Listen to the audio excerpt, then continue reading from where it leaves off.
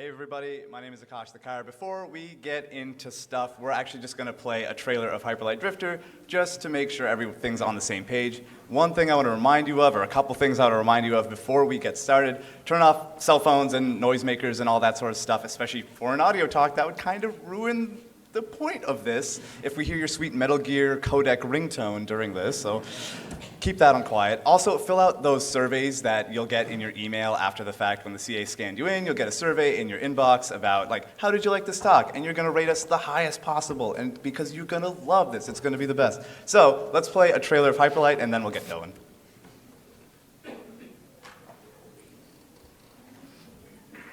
Looks good.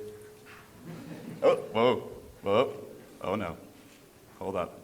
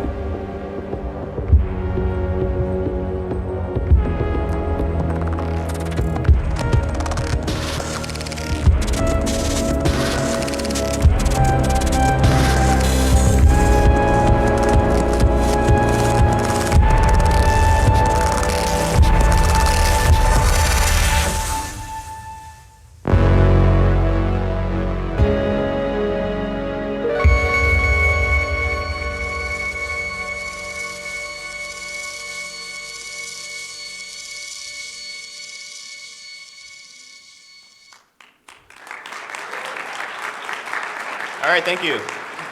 Goodbye. Yeah, that's Hyperlight Drifter. A little bit about us. My name is Rich Freeland. I make sound and music for media under the name Disasterpeace, and I've been doing that for about 11 years. And Akash, who are you?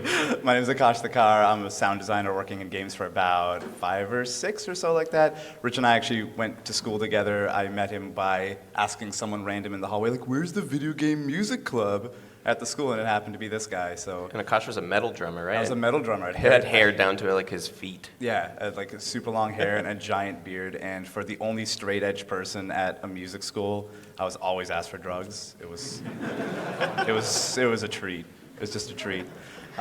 So I got onto this project literally just kind of in a funny way. So I already knew Rich already when the Kickstarter had already begun. It already got funded by the point I kind of got in touch with Alex Preston, the creative director.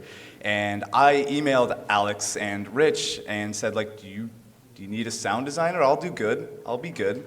And Rich thankfully vouched for me. And you said, yeah, he'll be all right. Yeah, he'll do a good job. He'll do a good job. And that was He'll kind be of all right? He'll be all right. He'll be okay. He'll be okay.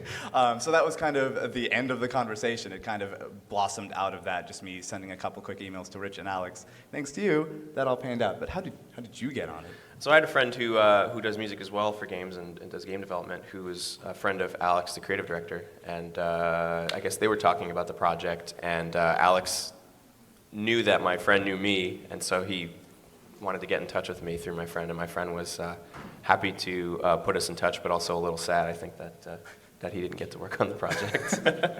But this was like around the time of the Kickstarter. Cool. So that's kind of how, it's funny how just friends of friends of friends kind of.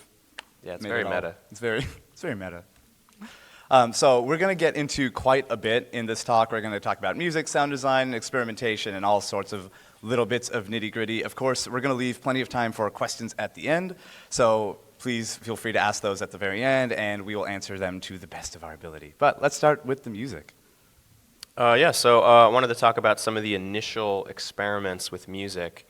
So the first thing I wanted to show was the very first thing that I wrote for this game, kind of the thing that, after kind of seeing footage of the game and kind of talking to Alex briefly about what the game was about, kind of the first, initial sketch idea. So let's play that.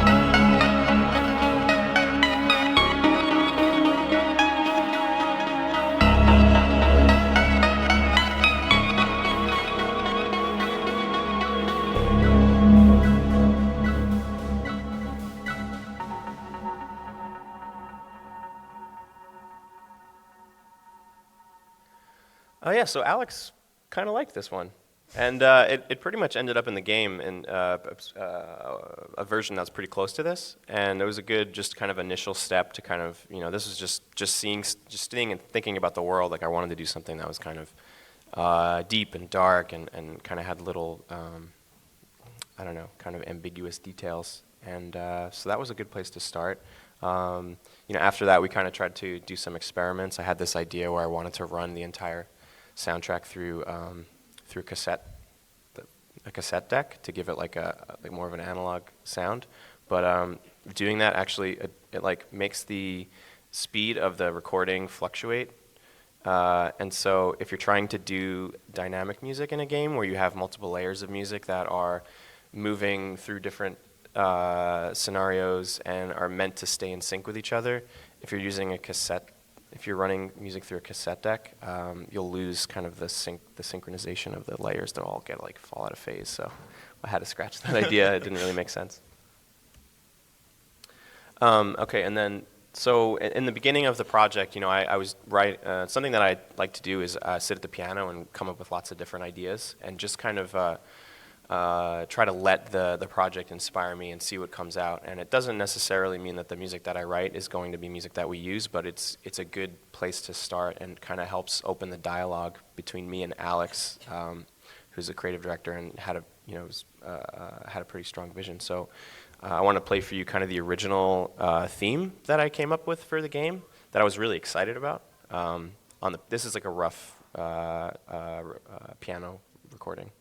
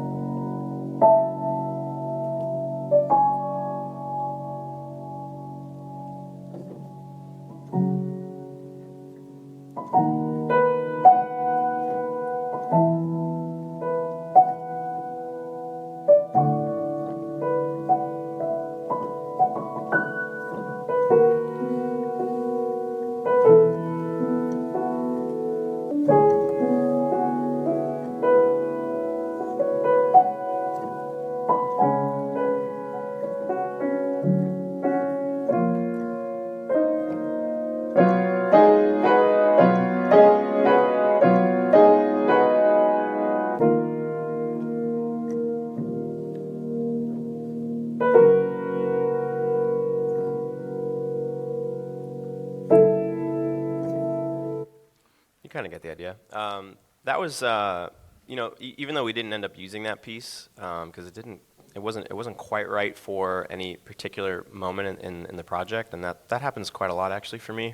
I'll write this kind of sweeping piece of music that maybe encapsulates a lot of the ideas that I have about what I want the aesthetics to be, what kind of emotional things I'm trying to capture. But from a practical standpoint, there's nothing that I can like very directly assign that music to. So in this case, it kind of helped. Don't worry about that right now. But in that case, that piece helped with kind of establishing certain adjectives and ideas about the music. So I wanted the music to be very dark, but also cinematic, and have this sort of impressionistic style, kind of inspired by impressionist music, composers like Ravel and Debussy and Satie and things like that. So it was a good kind of just to get into the headspace and figure out, what is this going to sound like. And then so the last kind of initial experiment I wanted to talk about is I like to kind of experiment with the creative process and see if I can come up with new ways of coming up with material.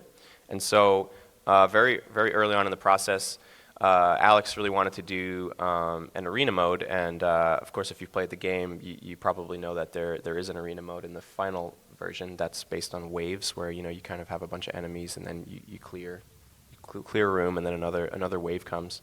And so we were kind of planning to do this music system, and I had a friend who gave me these cue cards, these flashcards with all the different notes of the chromatic scale.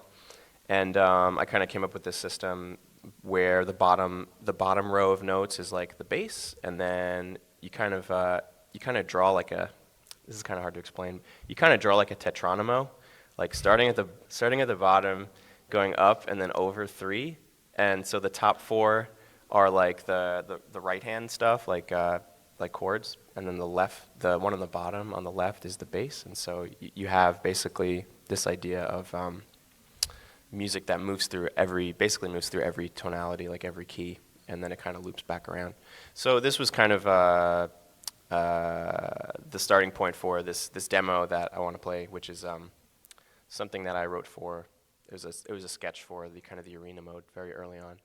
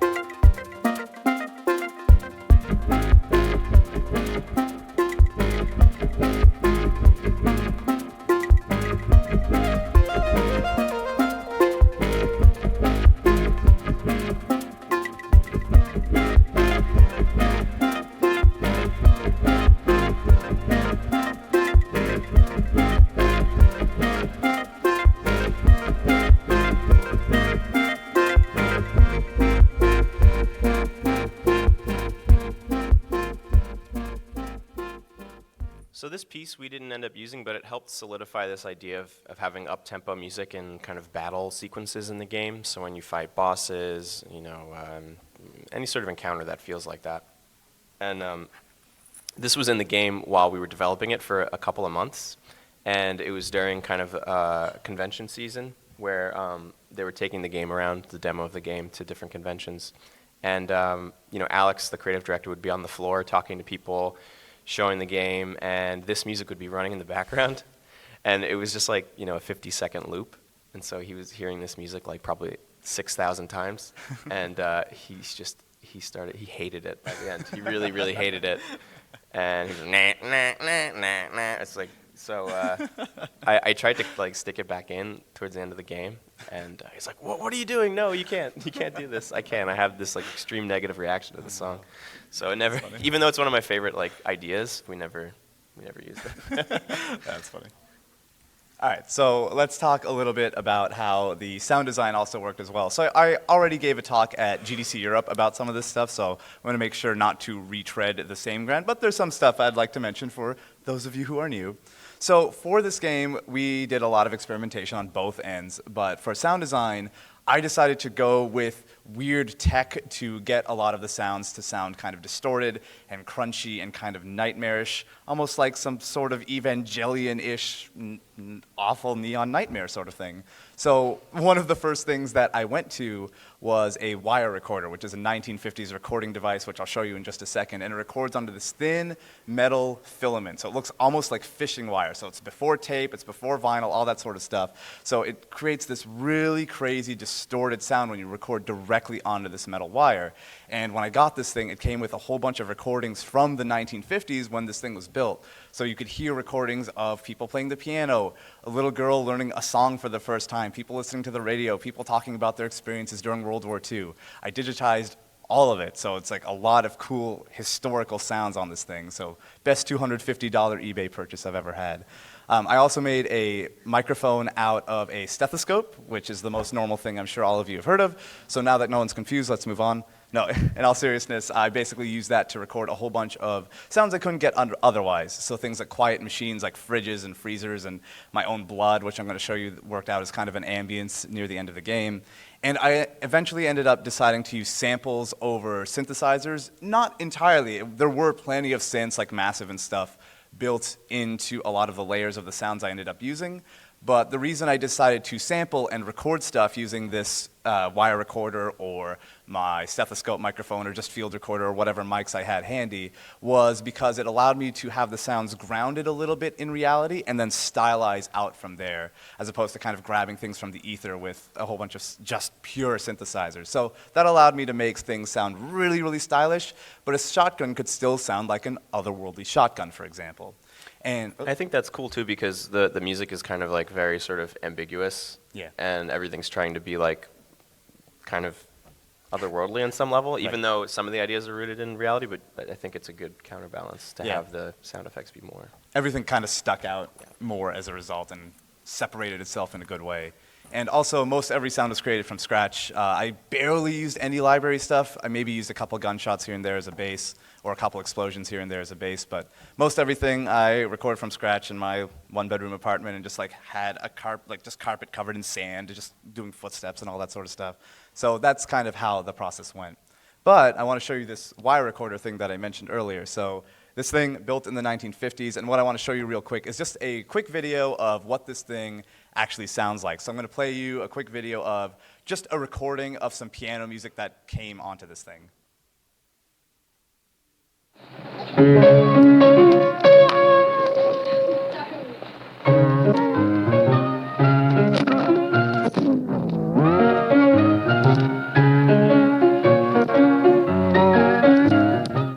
So that song was probably like brand new at the time, which is crazy. All the distortion and artifacts and stuff you heard of, like it slowing down and speeding up, that wasn't like the microphone freaking out or anything. That's what it sounds like when you record onto metal wire. The craziest part is that it can snap in half. That wire snaps all the time. And the instruction manual even goes like, it's gonna break. It tells you that it's going to break. And when it snaps, like if you're close, it'll cut you. It'll cut you good. And I'm serious. Do you have any scars? I don't have scars, but I've been cut on my hands like a good amount. Dang. And you have to physically take it and tie the metal filament back together. I don't know if any of you have tried to tie metal back together like a shoelace. It's really hard. I'm glad this thing is deprecated and obsolete, but man, it gave a cool sound. So I'm going to show you some examples later. But next up is this everyday normal looking device. Is that a stethoscope attached to a regular microphone? Absolutely it is, sir. Okay. Ingenuity. So what I did was buy a cheap stethoscope off of Amazon for like $5. I think this was actually, yeah, $5-ish. I cut off the little ear hole thingies, so it's just a straight tube, basically. And then looped that through a garden hose spigot, because why not? And then taped the hell out of it to a very cheap small diaphragm condenser microphone. So then the signal of the stethoscope goes direct into that microphone.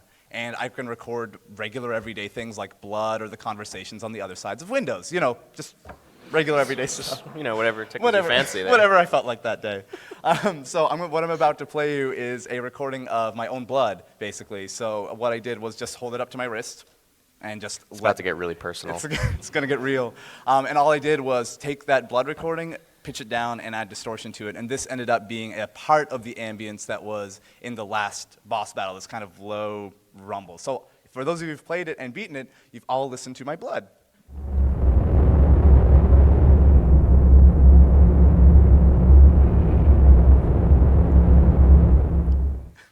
I'll never look at you the same way.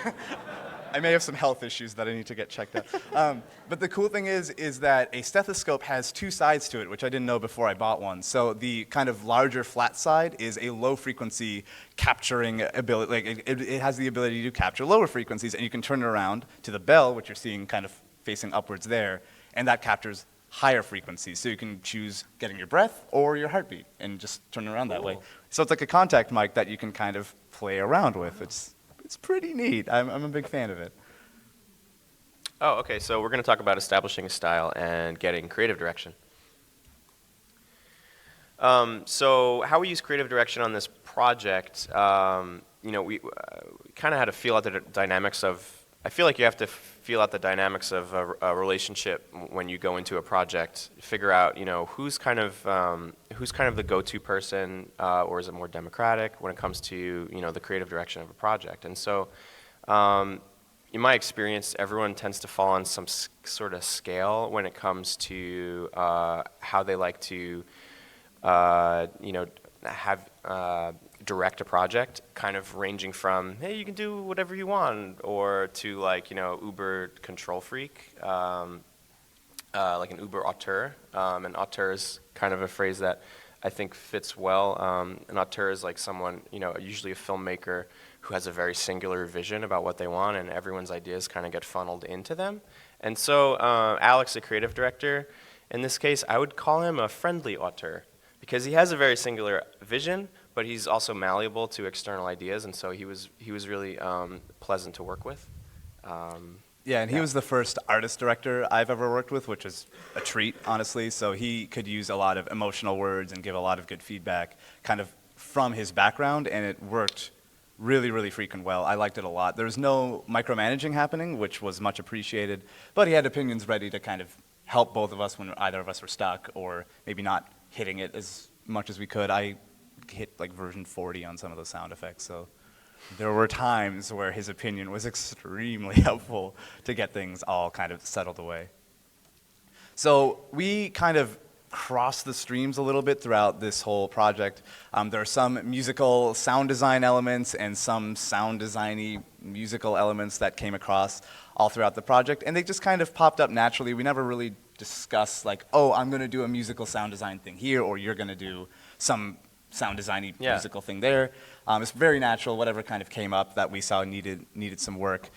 So basically what I'd like to play for you is, if you've played it, there's a sound that happens whenever you pick up a module, and I decided to make it kind of a fun musical fanfare that isn't too positive, because this game is kind of dark. Nothing could sound too happy. Initially, though, it was kind of a, oh, let's make this sound kind of Zelda-ish, but if I went that far, then things did not work out well. We didn't want too much happiness in this game. So It's like you did it, but it's still a pretty dark world. So don't get too happy. here's a moment of happiness for you, and back to it.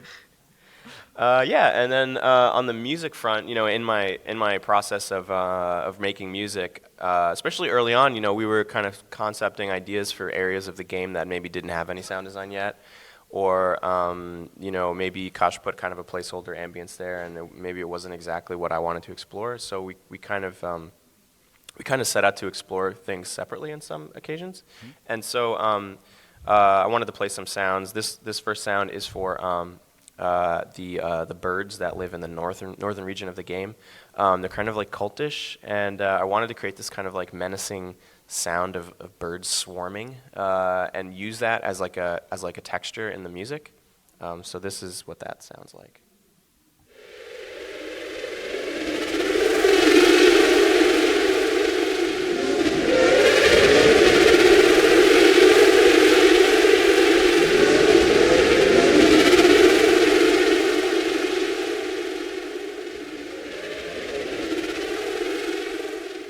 So cool.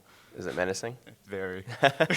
So yeah, I mean, we use that in the music, and down the line, I ended up kind of isolating some of these and using them as like straight ambience as well. The next thing I wanted to play was two versions of a track, and the end of a track, just to show that like a lot of the music in the game, I'm kind of thinking about like the kind of the surroundings that the music is being used for, and like would there be animals in this environment? What does the air sound like there? You're kind of thinking of music as sound design, and thinking of, what are some of the things that I can achieve with the music that will help to establish the ambience. And so this piece that I'm going to play is for a section of in the eastern region of the world, where it's kind of this like it's like a outdoor water temple. There's like running water everywhere. So I'll play like the music, the end of the song with everything, and then I'll play kind of the isolated version.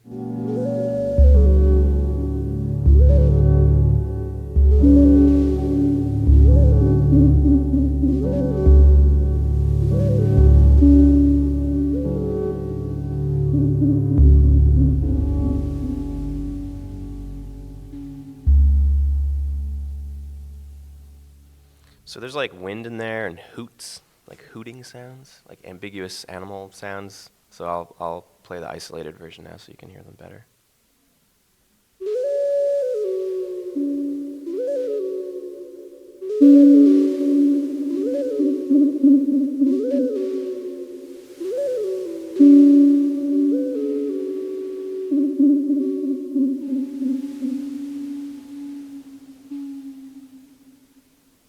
So just in general, I was trying to think of music as mimicking the reality of the world, and that wasn't just for like animal sounds. And wind or whatever. It was also for creating kind of depth of atmosphere, like in some of the deeper regions. So and when you go underground, a lot of times you hear this like drum that's like really big and kind of far away. It sounds like this.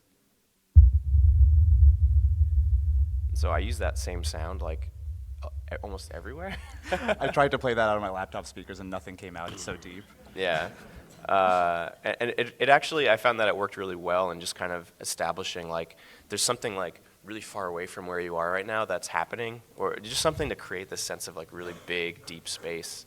And I feel like that helped a lot. And then there are other sounds kind of that ilk that do similar things. Like I had this kind of like this very far away like kind of electrical sound that I would use from time to time to kind of give the same impression, and that sounds like this.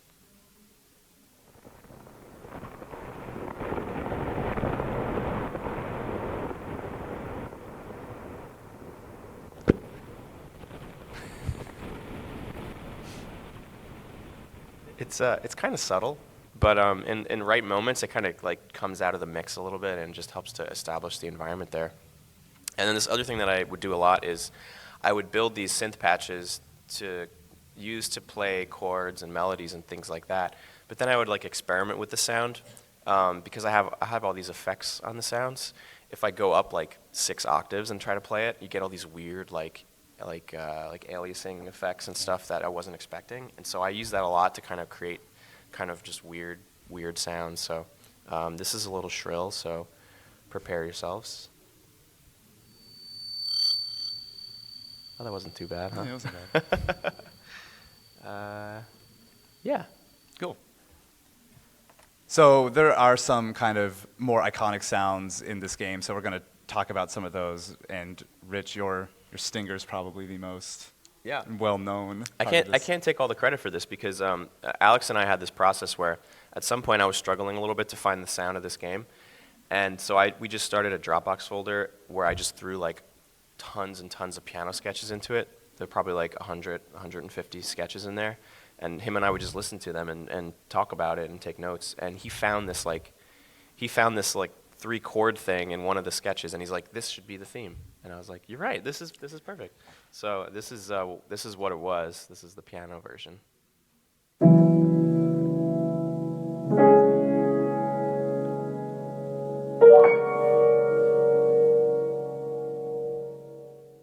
So we felt like it kind of did a lot. It was very evocative in a very short period of time, so that was something that we could probably latch onto. Mm-hmm. And so, that turned into the first time that we got to use it was when we did the second trailer. Mm-hmm. So this is that in the context of the trailer. Press it again.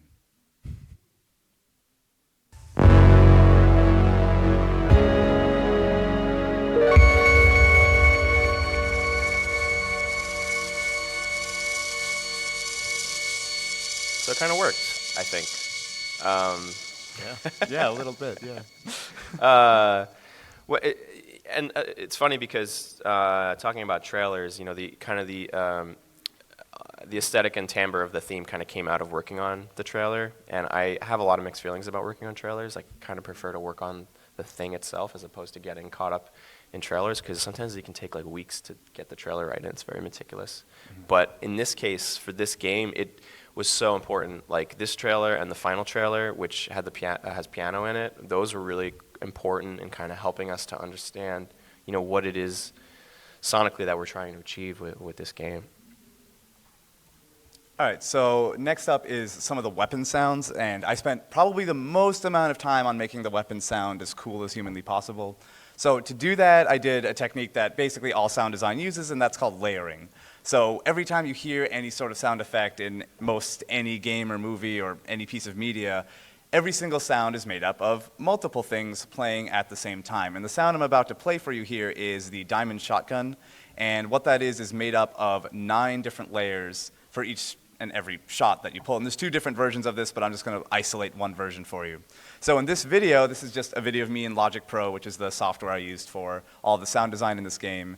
And basically, I just walk you through each layer to see what they sound like individually. And then at the very end, you'll hear how they all come together. And you might be wondering how I recorded a lot of this stuff. A lot of it is the result of that wire recorder, and that's how I could get kind of such strange, artifacty, kind of distorted sounds. So this will walk you through every layer, and then all together at the end.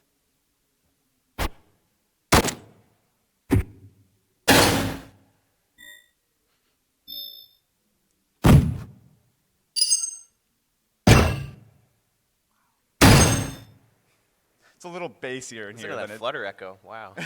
Yeah, that delay is not actually part of the effect. So if you're like, whoa, whoa, whoa, that's not a part of it. That's just this room. So that's how I approached basically every single sound effect, from the footsteps all the way to the weapon sounds to the monsters, and everything in between is made up of sometimes as much as 20 different layers of sound. So every single weapon you hear, and that's kind of the trick in a way to make things sound unique or iconic or special to that world, is building it up of different elements that on their own can sound like they fit within that world, in this case like Hyperlight, but all together sound like its own cool, unique thing. And next up is the kind of monster effects. So I've talked about this a little before, but this is Hal. He's the final boss of the game. This is an older animation, but it's a cool GIF, so I thought I'd throw it in here. So for all the monster sounds, except for the wolves, you're hearing my angelic voice being super processed. So all of the monster deaths and roars and all that sort of stuff, all of them screaming is... What sad soul did you ask to do the wolf voice? Is just, I had a wolf recording. Did you go searching for Yeah, wolves? I went searching for wolves. I have Okay. a pack of my own anyway, so I just recorded them. They're my friends. Just curious. Yeah, normal things.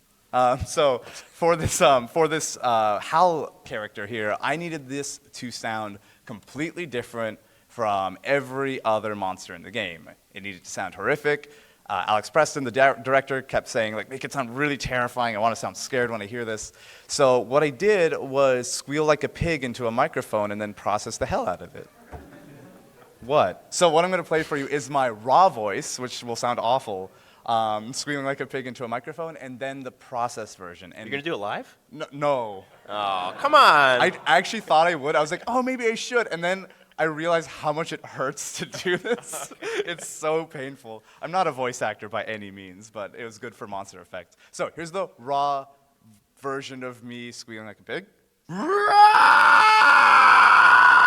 So that's me. This is pro stuff right here. This is real. This is the real art.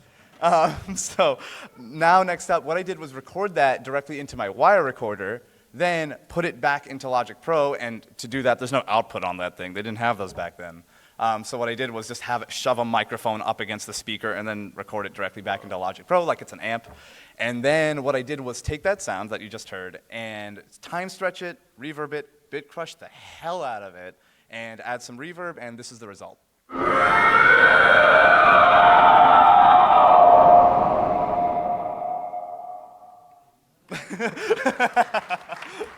Yeah.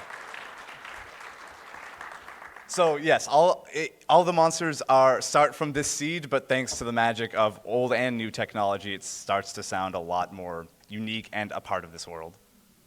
They all started from that one sound? Every single one. Every single. So have you guys noticed these things and what they sound like? Anybody? Okay, so the sound of Hyperlight was something that Alex and I started talking about. I think it was just a random idea that I had, and he's like, "Yeah, that's cool. We should try that." So this is what those things sound like.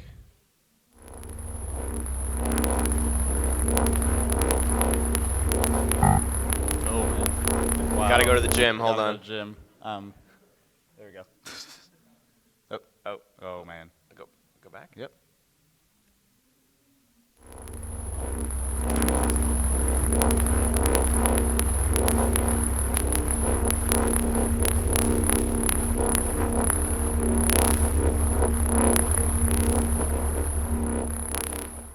So this was just like a subtle thing that we decided to do to kind of like, what is the sound of Hyperlight? Does it have a sound? And there are these little modules and stuff and pink stuff like in corners of like most of the rooms in the world.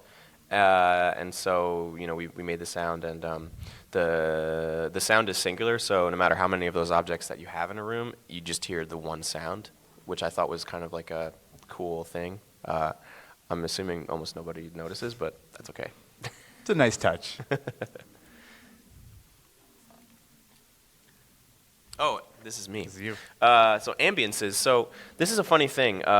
We kind of, Akash set off in the sound design world, and had his hands pretty full with figuring out these sounds. And I kind of set off in a music world doing music. And I was doing a little bit of ambience, like as part of the music at times, but not always.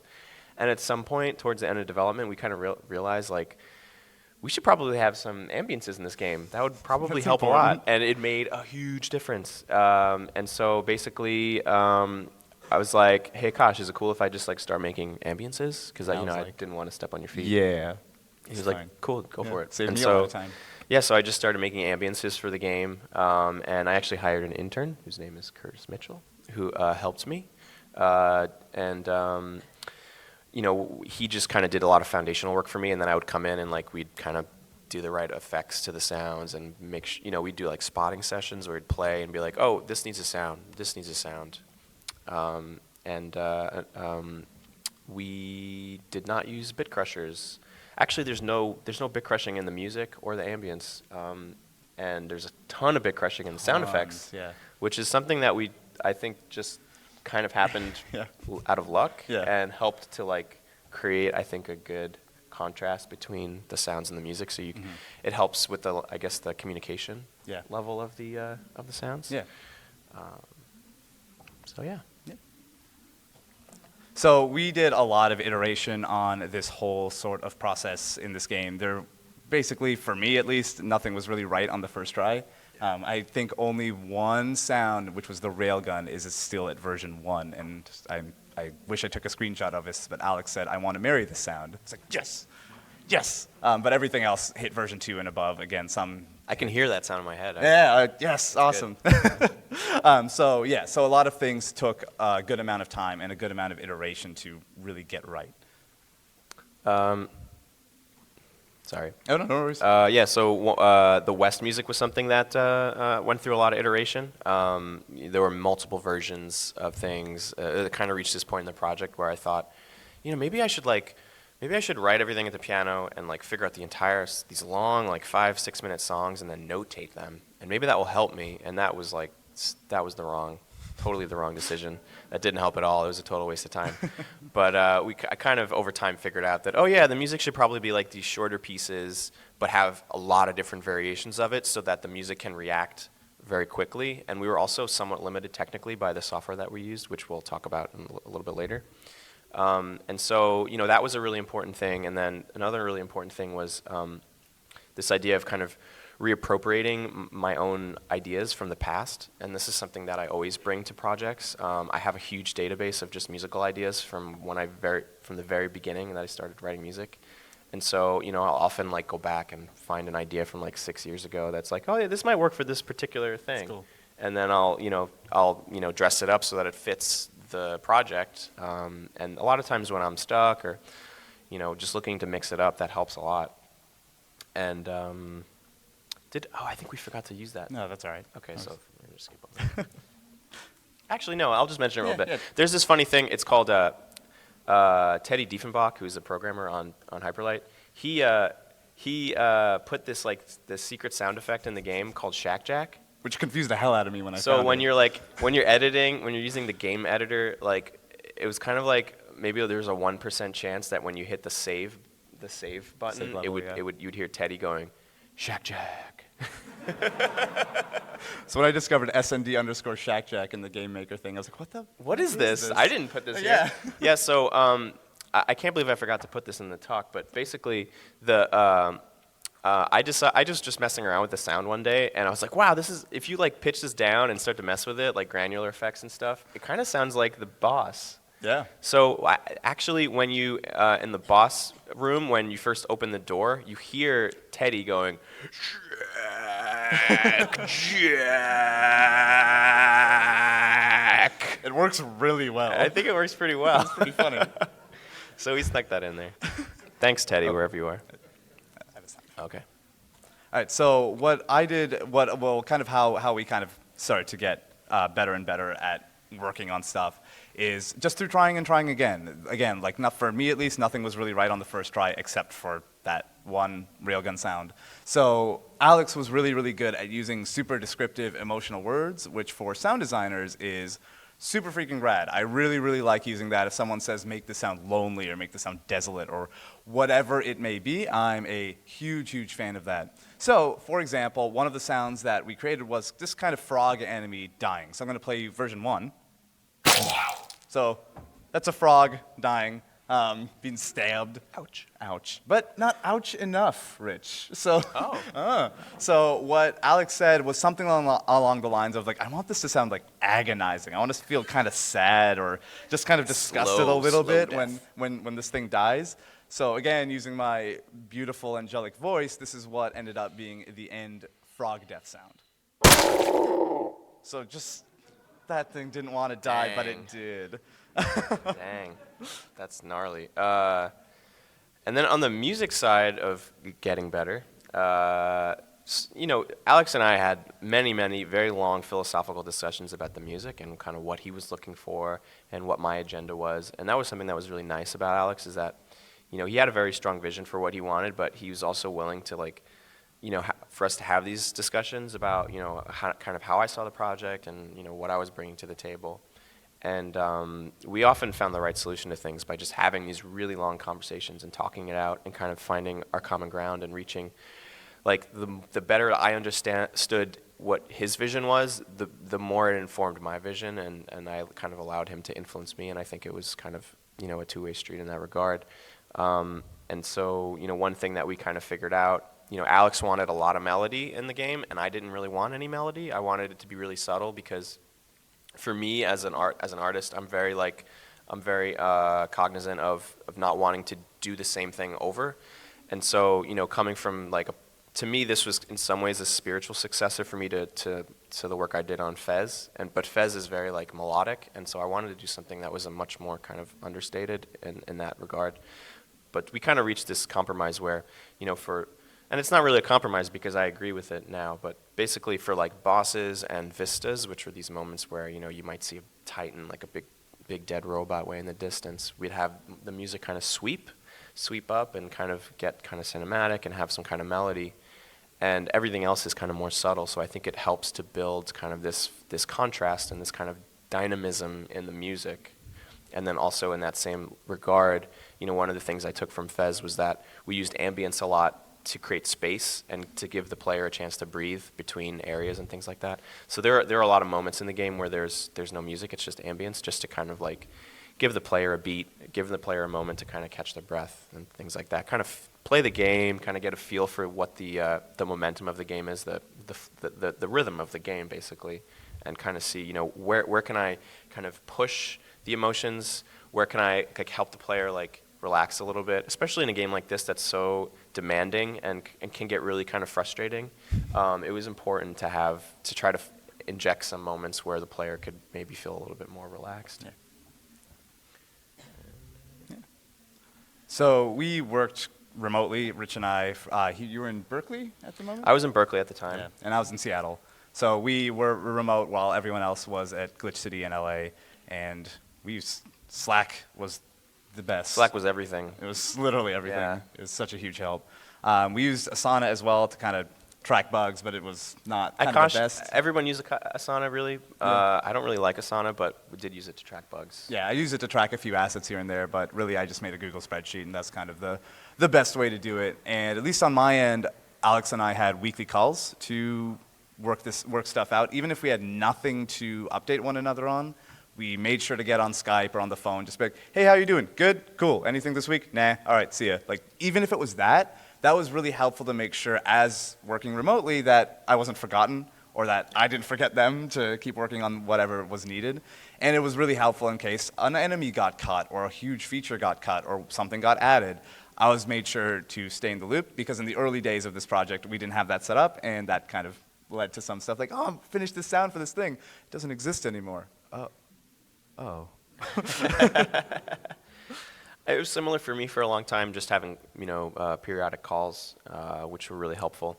But towards at some point, I the game was made in Los Angeles, and that's not that far. So I was like, I should just go there more often and hang out and get to know the team, and I think it'll be good. So I started doing that. I started going for weeks at a time, and staying at Alex's house, sleeping on his couch, and I got to go to meetings with the team and hang out with the team and kind of get to know them. But I still kind of isolated myself so that I could focus, because it's hard to write music in like a co-working space. It can be tough when there's no like designated area for you. But it was good for morale, I think, and it was good for being on the same page.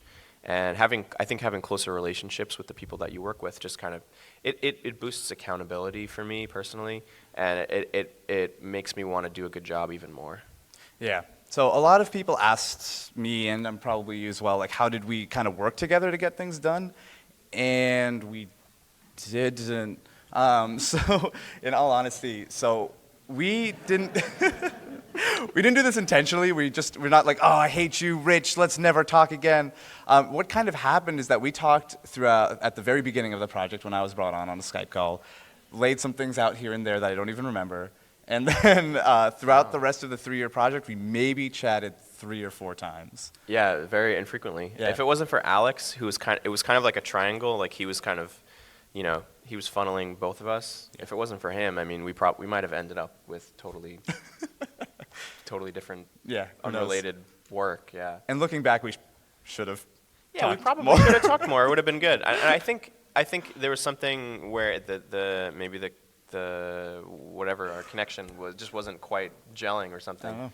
Because I don't know. No, yeah, but I don't know. It worked out. Who knows? It worked out okay. So we used GameMaker for getting all of our sounds and music into the game, which was a little bit of a challenge. Yeah, we didn't intentionally use GameMaker, but GameMaker is the software that was used for the game, and they were really helpful actually in kind of iterating on GameMaker itself to give us the tools that we needed to do a good job. Mm-hmm. And so they helped us with things like adding Ogg Vorbis support and doing things with like adding more memory support for like streaming multiple streams of music and things like that. Mm-hmm. And we also had 2 programmers who were super helpful, mm-hmm. extremely helpful, and wanted to do good by us. And so we did a lot of kind of mixing and kind of things where music kind of changes over time by using a script editor. This is an early screenshot of the editor. It's kind of nuts. It's not ideal, but it does the job, and it helped in the long run for everybody. Yeah. So basically, we had this visual scripting language where we would place sounds, we would place music in the world. There were little boom boxes, which was kind of fun. That was cute. And you could attach them to different things, like regions, where if the character walks into this region, you do a thing with the music, you fade it in, you fade it out, whatever. And also we had a group system for the music, so you could have a bunch of different versions of the same track that kind of crossfade between each other. And then we had things like, we did a lot of conditional music triggering. So based on the position of the player, camera events, like special camera events, like when you see the jackal, if you know the jackal character. Hands over. Spoiler. Enemy events, like if all the enemies are dead, do this, or if one of the enemies is dead, do this. Special events, etc. No middleware. It was all like directly in the editor with everybody else. We were all kind of working in the same tool, which was interesting. It was interesting. It was good and bad. Yeah. And we actually, one last thing that I want to say is that I had Teddy build this system for positional ambiances. So, we were doing ambiances for the game, but the ambiances were like general ambiances, like wind that you hear everywhere.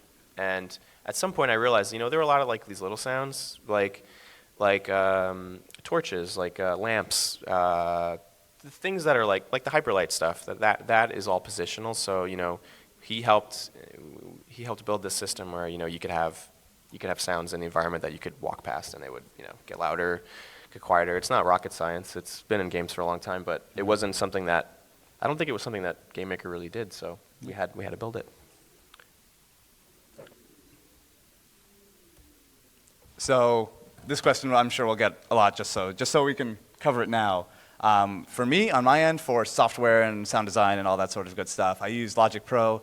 Nowadays, I use Nuendo and Reaper for all that sort of stuff, but Logic Pro is great. All the built-in plugins are fantastic. Lots of bit crushers. The built-in bit crusher in Logic is what I used a lot of, and that helped a ton. It was actually quite good. And for synths and a lot of things like Massive and Complete, or Absinthe and all that sort of stuff, I use Native Instruments Complete. It's a great sort of all-in-one package for music and sound design software. I really, really liked it. I also use reverb a lot. That was my favorite effect, and it still is to this day. It's like the fairy dust of the music and sound design world. Just put more on, and it'll be better. But I used Audio Damage EOS, which was like the darkest, most beautiful sounding reverb with an infinite setting, so I really like that. Cool. I use a lot of, I use Massive almost exclusively for the music. It's just a synth that I'm really comfortable with. And I wanted to do something different than what we did with Fez, so I very early on decided I don't want to use any bit crushers at all. So we kind of went for a more tape analog kind of sound. And so I, kind of tried to play a lot with saturation and distortion, and also baking things into the signal chain to kind of like, if you can put reverb at the end of the signal chain on a sound, and then it sounds like it's in a room. But if you use it really early in the signal chain and you mess with the stereo imaging, like you can put like a mono reverb on a sound, and then you can bake things on top of that, and then it becomes a texture. And so I tried to use reverb a lot as a texture, as like a tool to kind of paint and create like different textures for sounds. Yeah. And we already said that. Oh, yeah. Yeah. I think me not using bit crushers and you using bit crushers kind of helped. It made the sound stick out separately from the music. Stand out. Yeah. So lastly, before we finish up, we just have a few takeaways for you, just kind of lessons we learned on how to work with us audio folk. So the first thing is hire early, as early as you can.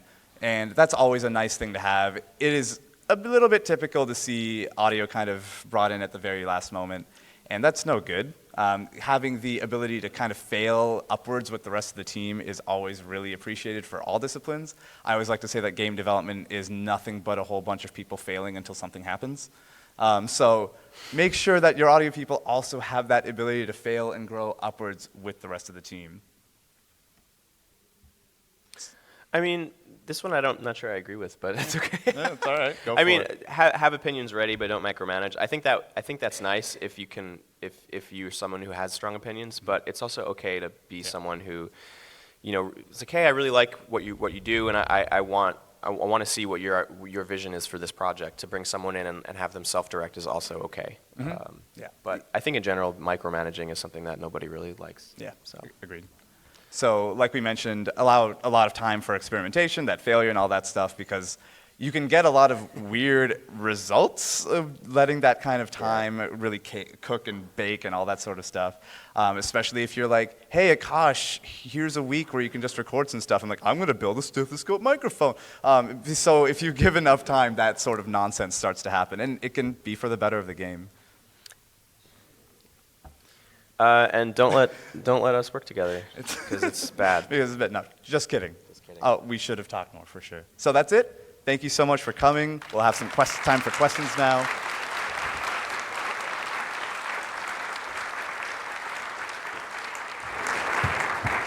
So yeah, we have time for a few questions. If you have a question, come to the mic in the center aisle, please.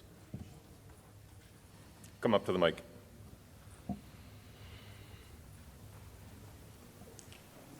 Hey, how's it going? Hello. So this is generally more towards like the music side of things, but it can definitely be used for both. During your creative processes, I was curious if you find yourself getting into any patterns and you finding anything similar that you do in your ideas and how you work around that. That's an interesting question. I think it's important to acknowledge patterns and kind of lean into the ones that you like and kind of try to work your way out of the ones that you don't like. And one of the things that I've always tried to do is to iterate on the creative process itself. So if I find that what I'm doing is stale, I'll try to go back to the drawing board and be like, maybe I should change the actual way I'm writing. So if I'm writing at the piano, maybe I'll write at the guitar. If I'm writing at the guitar, maybe I'll use flashcards like I did, or I'll use. I like to build like generative music tools. So I try to have a lot of different options so that I can keep it fresh. Cool. All right. Thanks. Yeah, sure. Yeah. Hi, I was wondering, so with the shotgun, you had 9 separate sounds. What was your process? They were all different. Yeah. I doubt you just randomly said, hey, here's 9 sounds, how's that sound? Like, how did you make that? Why did you decide that? Good question. So basically how I kind of decided for all the weapons, basically, let's say it's a shotgun, I made sure to know that, okay, my seed is a shotgun, so I'm going to have some sort of gunshot sort of layer in here at the very least. That's a good starting point. Then from there I know, okay, this is the diamond shotgun. I should make this sound really crystalline. What sorts of crystalline sounds can I get? Cool, okay, so I'm gonna start recording like me. I bought a belly dancer scarf for like $1 off of Amazon. Amazon's the best. For $1 and just shook it around and pitched it up. So, okay, there's a crystalline sound. Now I want something that sounds kind of bassy and thuddy so it has some impact to it. What sort of bassy thud could I get? And then I kind of go from high, middle, and low frequencies from there to see what I can fill out. That's usually how I approach this. Sometimes it is like, I'm going to put a tiger growl in here and see if it sounds good. There's a lot of experimentation, especially when I'm stuck. But in general, I break things out into frequency spectrum, kind of a seed that I'm starting with, and then go from there. Okay, thanks. Yeah.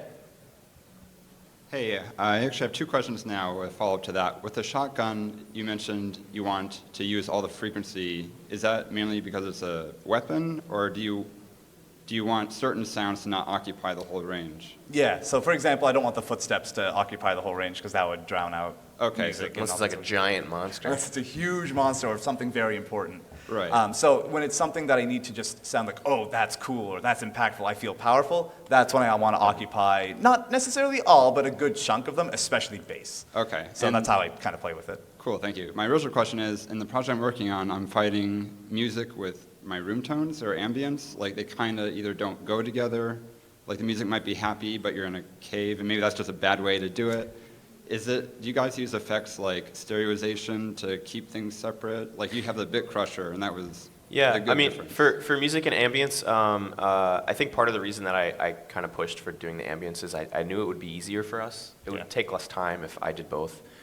When you're trying to make music and ambience fit together, I think it's important to treat ambience like an element in the mix of your music. And so, a thing that I tended to do with ambience is, like you said, do stereo stuff where you push the ambience really wide, and also use pretty much always would use high pass filter. Okay, great, thank you. You're welcome. Thanks. Hey, thanks. I wanted to start by, Rich, you had said earlier that I don't know if this was true of all of the soundtrack, but you were talking about creating a music system that would cycle through all of the different key signatures. So my question is for Akash, in that case, when you're doing musical sound effects, how do you make those not clash with a constantly changing key signature? Yeah, I actually remember asking you, Yeah. what key is this in? You're like, I don't know. That was your response. Yeah, I mean, most of the music is kind of all over the place. So Right. Because it was all over the place, it never was I an think we issue. just decided, why don't you just do what you're going to do, and then we'll just listen, and if it works, it works. And I think ultimately that's the most important thing, is using your ears. Yeah, Absolutely. and it didn't clash when we put it. If it did clash when we put it in, I would have changed it. Right. But when it came in, it sounded totally fine, so we just left it. Awesome, That's thanks. kind of how it worked. All right, thank you so much for coming. Thank I'll be you. wandering around, so feel free to come up and chat and all that.